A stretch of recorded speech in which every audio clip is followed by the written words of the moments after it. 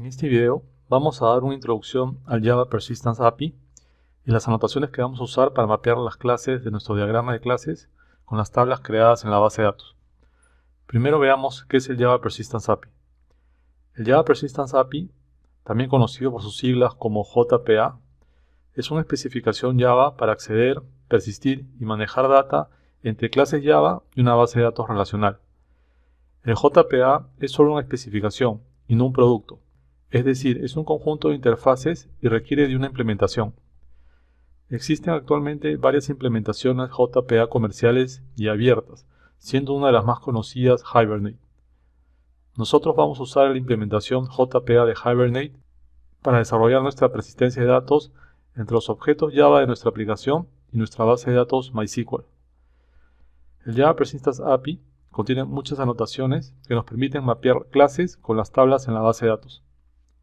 Las anotaciones más comunes usadas son @entity, @table, @id, @column, @generated_value, @many-to-one, @one-to-many, @many-to-many y @join-column.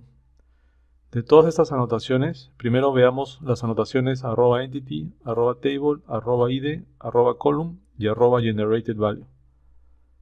La anotación @entity lo que hace es marcar una clase como un bin del tipo entity. En otras palabras, al anotar una clase cualquiera con @entity, lo que estamos indicando es que las instancias u objetos de esta clase pueden ser almacenados o guardados en una base de datos. Las clases marcadas con @entity, si estas tienen constructores, estos deben ser constructores sin argumentos o con 0 argumentos. Aquí tenemos un ejemplo de una clase denominada clase A, con una serie de campos y métodos.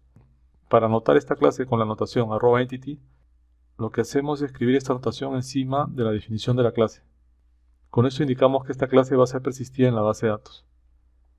La siguiente anotación es la anotación @table. Esta anotación lo que permite es corresponder la clase con la tabla en la base de datos, donde se va a persistir los datos de las instancias de la clase. La anotación @table tiene varios atributos. El más importante de estos atributos es el denominado name.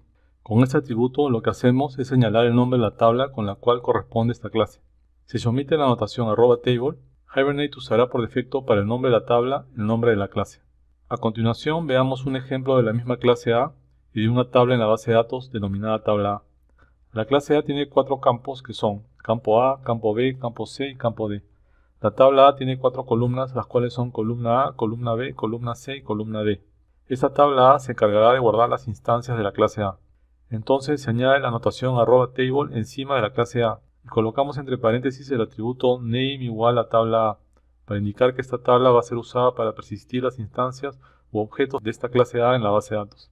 Dentro de esta tabla A tenemos que la clave primaria es la columna A. Para poder identificar esta clave primaria en la clase A, usamos la anotación @id, así como estamos viendo. Dentro de la definición de la tabla, también tenemos que los valores de la clave primaria se generan automáticamente. Si usamos una base de datos como MySQL, la tabla A de nuestro ejemplo usará para esta columna, que es la clave primaria, el atributo AutoIncrement. Este atributo AutoIncrement genera secuencia de números únicos, es decir, MySQL automáticamente generará el siguiente número en secuencia o valor para esta columna A. Para indicar esta generación de números en secuencia para la columna A en la clase A usando anotaciones JPA, lo que hacemos es utilizar la anotación @generated_value y entre paréntesis se coloca el atributo strategy, el cual puede tomar 4 valores. Estos valores son auto, identity, sequence y table.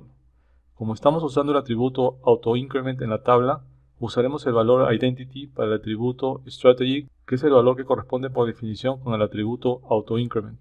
Así que ponemos strategy igual a identity. La otra anotación que tenemos que ver es @column. La anotación @column es usada para especificar en un campo o propiedad de una clase los detalles de la columna en la tabla de la base de datos con la que se corresponde. Así tenemos en nuestro ejemplo que el campo B se corresponde con la columna B de la tabla A. Por lo tanto se coloca @column encima del campo B y escribimos dentro del paréntesis name igual a columna B. Igual hacemos para los otros campos de la clase.